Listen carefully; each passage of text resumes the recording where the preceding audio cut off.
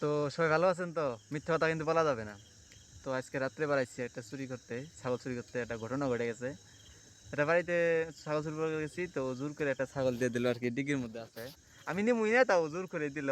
তার মানে ধরা পড়ছিলাম, ধরা পড়ে কয় রাত করে আইসেন, এখন খাওয়া দাওয়া করে যান।